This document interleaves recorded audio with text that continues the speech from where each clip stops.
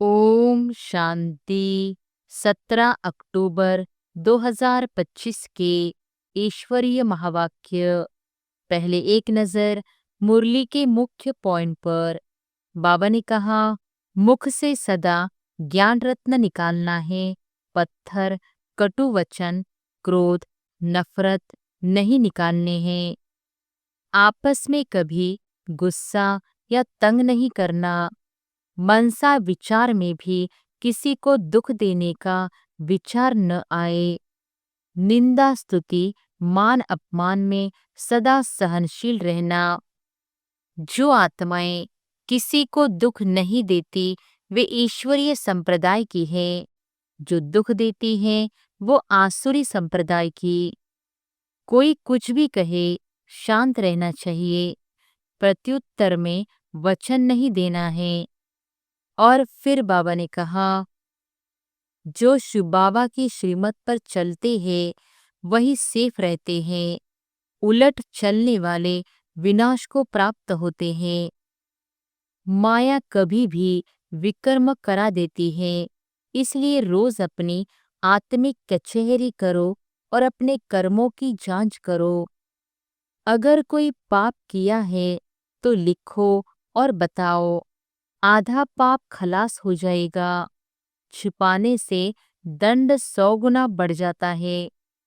और फिर लास्ट में बाबा ने कहा, बाप सुख शांति का सागर है। उसकी सेवा में मददगार बनो, अंधों की लाठी बनो। बाबा को हर क्षण हर स्थिति में याद करते रहो। ट्रेन में, घर में, कार्य करते समय भी। अंत समय में प्रत्येक आत्मा को अपने कर्मों का साक्षात्कार होगा। जो जैसा करेगा वैसा फल पाएगा। अभी कोई भी कर्मातीत नहीं हुआ है। सबका हिसाब किताब बाकी है। नजदीक आने पर उसकी निशानियां देखेंगे। और अब सुनते हैं महावाक्यों को विस्तार से। मुरली का सार।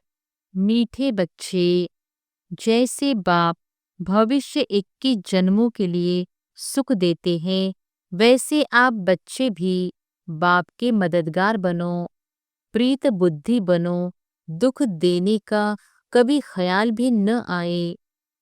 प्रश्न है, तुम रूप बसंत बच्चों का कर्तव्य क्या है? तुम्हें बाप की कौन सी शिक्षाएं मिली हुई है? उत्तर है, तुम रूप बसंत बच्चों का कर्तव्य है मुख से सदैव रत्न निकालना। तुम्हारे मुख से कभी पत्थर नहीं निकलने चाहिए। सर्व बच्चों प्रति बाप की शिक्षा है कि बच्चे आपस में कभी एक दो को तंग नहीं करना, गुस्सा नहीं करना। यह आसुरी मनुष्यों का काम है। मनसा में भी किसी को दुख देने का ख्याल न आए। निंदा, स्तुति, मान अपमान सब कुछ सहन करना। अगर कोई कुछ बोलता है तो शांत रहना। हाथ में लौ नहीं उठाना। गीत है, तू प्यार का सागर है। ओम शांति। ज्ञान और अज्ञान। तुम बच्चों में अभी ज्ञान है। भक्त लोग महिमा किसकी करते हैं? और तुम बच्चे जो यहाँ बैठे हो, तुम किसकी महिमा सुनते हो? रात दिन का फर्क है। वो तो ऐसे ही सिर्फ महिमा गाते रहते हैं। इतना प्यार नहीं है क्योंकि पहचान नहीं। तुमको बाप ने पहचान दी है। मैं प्यार का सागर हूँ और तुमको प्यार का सागर बना रहा हूँ। बाप प्यार का सागर कितना सबको प्यारा लगता है। वहाँ भी सब एक दो को प्यार करते हैं। यह तुम यहाँ सीखते हो। किसके साथ भी विरोध नहीं होना चाहिए। जिसको बाबा लून पानी कहते हैं। अंदर में किसके लिए नफरत नहीं होनी चाहिए। नफरत करने वाले कलयुगी नरकवासी हैं। जानते हो हम सब भाई बहन हैं। शांति धाम में है तो भाई भाई है। यहाँ जब कर्म क्षेत्र पर पार बजाते हैं तो बहन भाई है। ईश्वरीय संतान है। ईश्वर की महिमा है। वो ज्ञान का सागर, प्रेम का सागर है, यानी सबको सुख देते हैं। तुम सब दिल से पूछो, जैसे बाप भविष्य 21 जन्मों के लिए सुख देते हैं, वैसे हम भी वह कार्य करते हैं। अगर बाप के मददगार नहीं बनते, प्यार नहीं करते, एक दो से प्रीत नहीं है, विपरीत बुद्धि होकर रहते हैं, तो विनशंती हो जाते हैं। विपरीत बुद्धि होना असुरों का काम है। अपने को ईश्वरीय संप्रदाय कहलाकर फिर एक दो को दुख देना, उसको असुर कहा जाता है। तुम बच्चों को किसी को भी दुख नहीं देना है। तुम हो ही दुख हरता, सुख करता बाप के बच्चे, तो दुख देने का ख्याल भी तुमको नहीं आना चाहिए। वह तो है ही आसुरी संप्रदाय, न कि ईश्वरीय संप्रदाय, क्योंकि देह अभिमानी है। वह कभी याद की यात्रा में रह न सके। याद की यात्रा बिगर कल्याण होना नहीं है। वर्षा देने वाले बाप को तो जरूर याद करना है, तो विकर्म विनाश होंगे। आधा कल्प तो एक दो को दुख देते आए हो, एक दो में लड़ते तंग करते रहते हैं।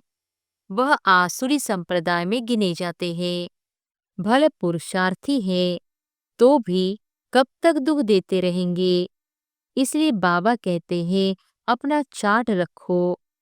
चार्ट रखने से मालूम पड़ेगा हमारा रजिस्टर सुधरता जाता है या वही आसुरी चलन है। बाबा सदैव कहते हैं कभी किसको दुख न दो। निंदा स्तुति, मान अपमान, ठंडी गर्मी सब सहन करना है। कोई ने कुछ कहा तो शांत रहना चाहिए। ऐसे नहीं कि उनके लिए दो वचन और कह देना है। कोई किसको दुख देते हैं तो उनको बाप समझाएंगे ना। बच्चे बच्चे को कह नहीं सकते। अपने हाथ में लॉ नहीं लेना है।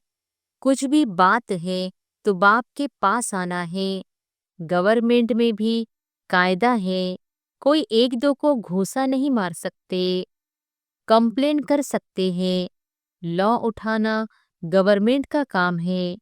तुम भी गवर्नमेंट के पास आओ। हाथ में लॉ नहीं लो। यह तो है ही अपना घर। इसलिए बाबा कहते हैं रोज कचहरी करो। यह भी समझते नहीं हैं। शिव बाबा ऑर्डर करते हैं। बाबा ने कहा है हमेशा समझो, शिव बाबा सुनाते हैं। ऐसे मत समझो ब्रह्मा सुनाते हैं। हमेशा शिव बाबा ही समझो तो उनकी याद रहेगी। यह शिव बाबा ने रथ लिया है तुमको ज्ञान सुनाने के लिए। सतोप्रधान बनने का रास्ता बाप समझा रहे हैं। वह है गुप्त, तुम हो प्रत्यक्ष। जो भी डायरेक्शन निकलते हैं समझो शिव बाबा के हैं, तो तुम सेफ रहेंगे। तुम बाबा बाबा शिव को ही कहते हो। वर्षा भी उनसे मिलता है। उनके साथ कितना रिगार्ड, रॉयल्टी से चलना चाहिए। तुम कहते हो ना बाबा हम तो लक्ष्मी नारायण बनेंगे, फिर सेकंड थर्ड बने, सूर्यवंशी नहीं बने तो चंद्रवंशी बने। ऐसे तो नहीं, हम भला दासदासी बने। प्रजा बनना तो अच्छा नहीं। तुमको तो यहाँ दैवी गुण ही धारण करने हैं। आसुरी चलन तो नहीं होनी चाहिए। निश्चय नहीं है तो फिर बैठे बैठे यह कह देते इनमें शिव बाबा आते हैं, हम तो नहीं समझते। माया का भूत आने से आपस में ऐसे कह देते। आपस में आसुरी स्वभाव वाले मिलते हैं तो फिर ऐसे बोलने लग पड़ते हैं। आसुरी बातें ही मुख से निकलती हैं। बाप कहते हैं तुम आत्मा रूप बसंत बनते हो। तुम्हारे मुख से रत्न नहीं निकलने चाहिए। अगर पत्थर निकलते हैं तो गोया आसुरी बुद्धि ठहरे। गीत भी बच्चों ने सुना। बच्चे कहते हैं, बाबा प्यार का सागर, सुख का सागर है, शिव बाबा की ही महिमा है। बाप कहते हैं, तुम अपने को आत्मा समझ बाप को याद करो।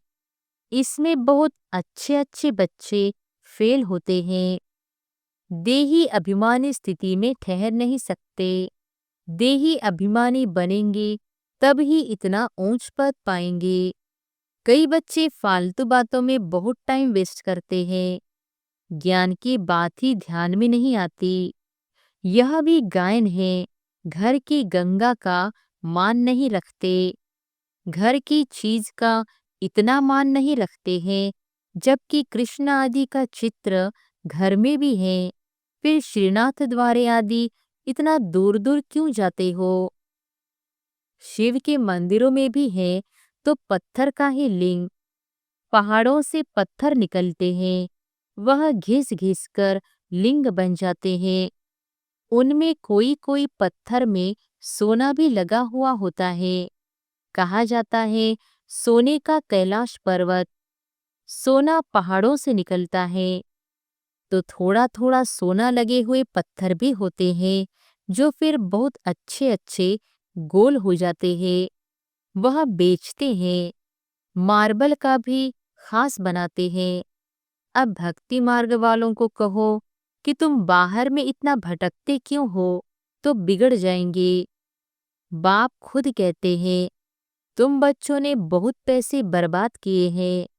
यह भी ड्रामा में पार्ट है जो तुमको धक्का खाना पड़ता है। यह है ही ज्ञान और भक्ति का खेल। अभी तुम बच्चों को सारी नॉलेज मिलती है। ज्ञान है सुख का रास्ता। ज्ञान से सतयुग की राजाई मिलती है। इस समय राजा रानी तथा प्रजा सब नरक के मालिक हैं। जब कोई मरता है तो कहते हैं स्वर्गवासी हुआ। इन बातों को अभी तुमने समझा है।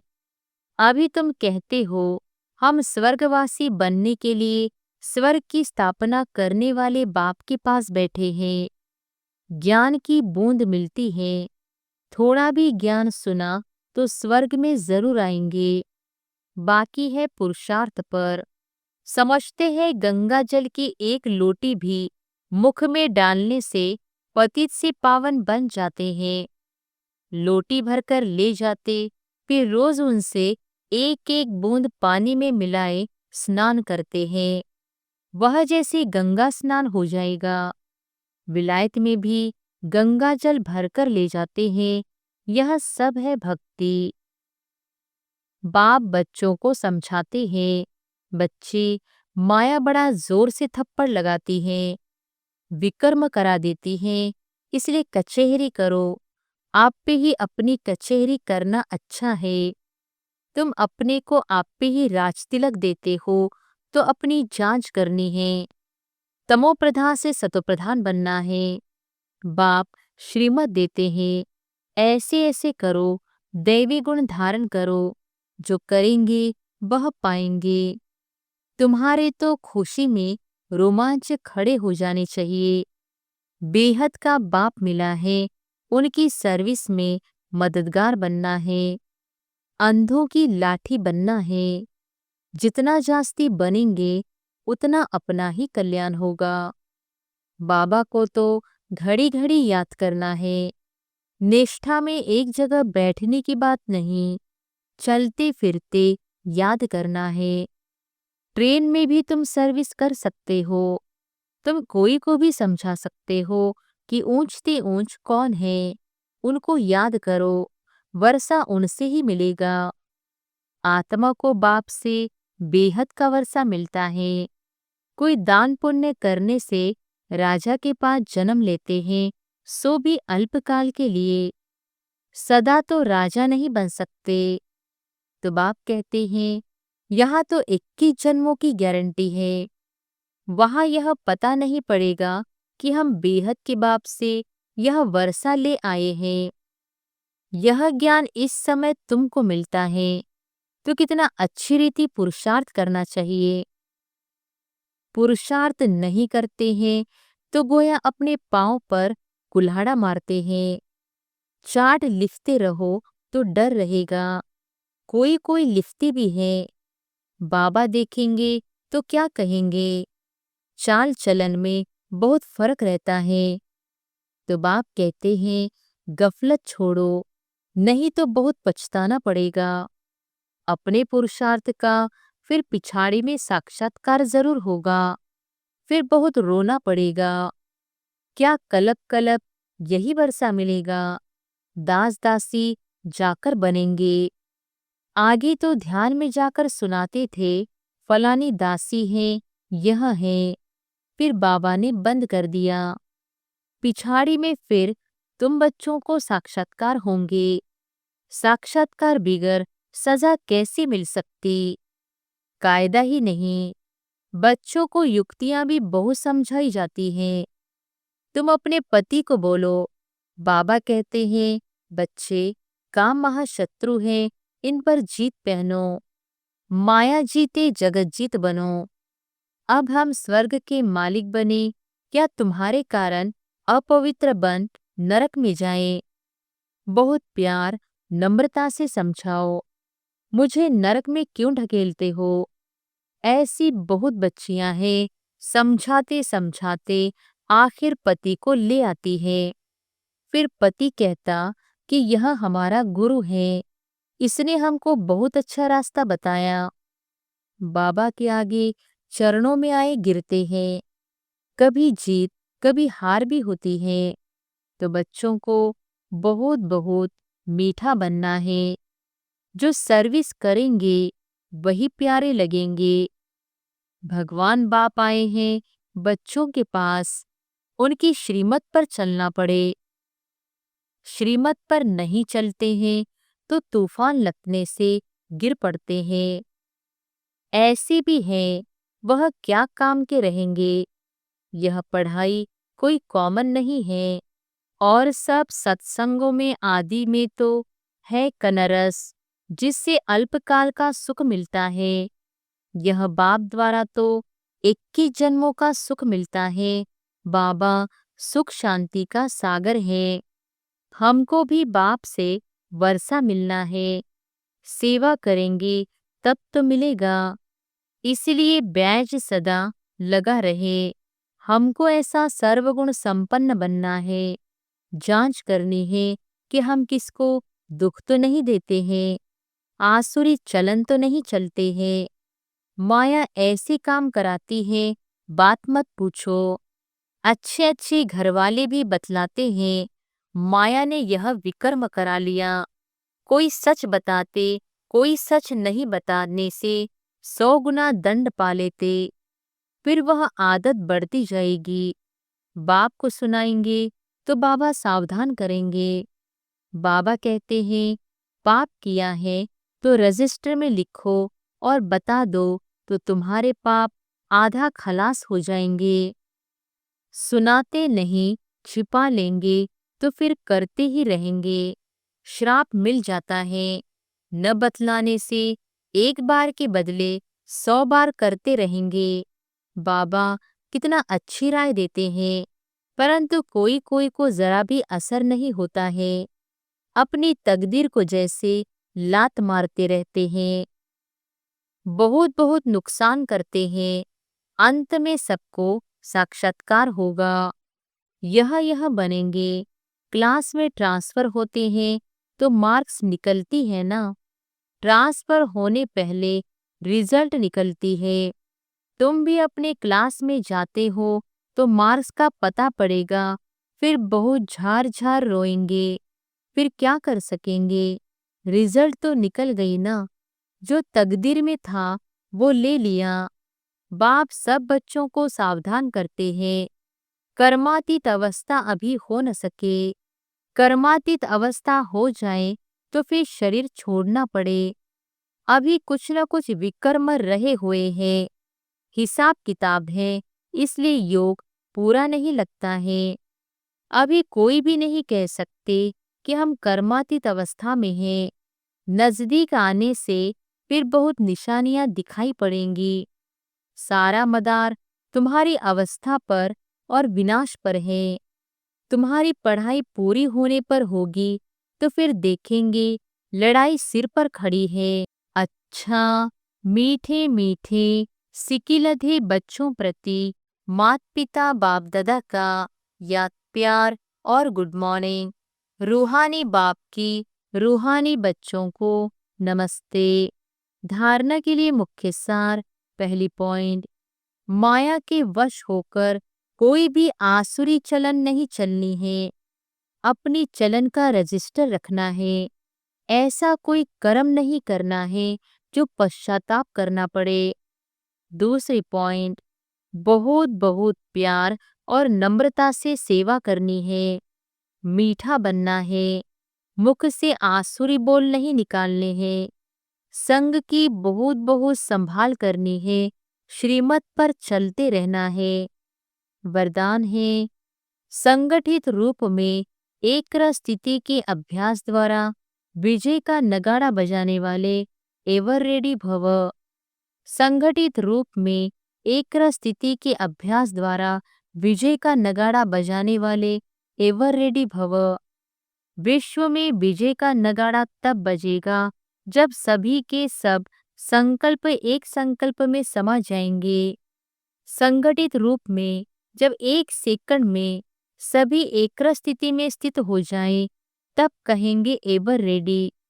एक सेकंड में एक मत, एक रस स्थिति और एक संकल्प में स्थित होने की ही निशानी अंगुली दिखाई है, जिस अंगुली से कलयुगी पर्वत उठ जाता।